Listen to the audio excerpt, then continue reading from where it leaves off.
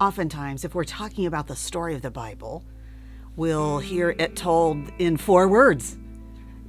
The story of the Bible will be creation, fall, redemption, restoration. In fact, I've taught it myself that way many times.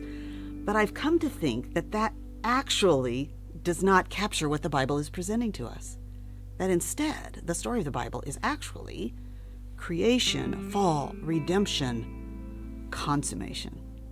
Because you see, what the Bible presents to us is this story of God's original creation of Eden and Adam and Eve, and this promise of glory and consummation that would have been Adam and Eve's and all of their offspring had they obeyed.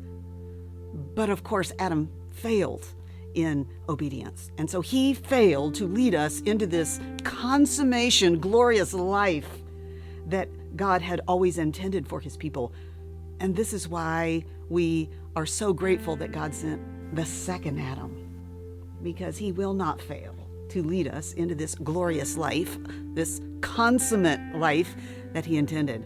And so in the book, Even Better Than Eden, we look at 9 themes in the story of the Bible that demonstrate this over and over again. Garden wilderness.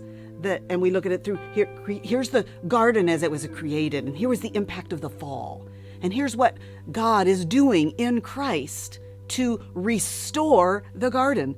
How does that happen? Jesus enters into the wilderness of this world. And in fact, the wilderness of this world in the form of thorns enters into him on the cross. And then on resurrection morning, there he is, the gardener.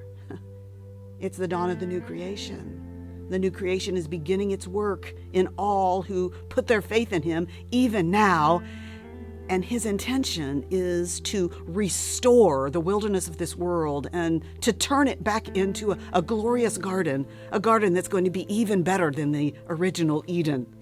But in Even Better Than Eden, we do this with 9 themes. So with garden wilderness, with the image of God, the story of the tree, the story of marriage in the Bible, nakedness and clothing, the image of God, the city of God, the dwelling place of God, the story of the offspring, the story of Sabbath rest. And in each one of these themes, as we look at it through creation and fall, how that impacted what God had originally intended and what God is doing through Christ to redeem it, then we get to the glorious part, the exciting part of what we can anticipate in the future as we experience through in each of these ways what God intended for his people all along in a garden that will be even better than Eden.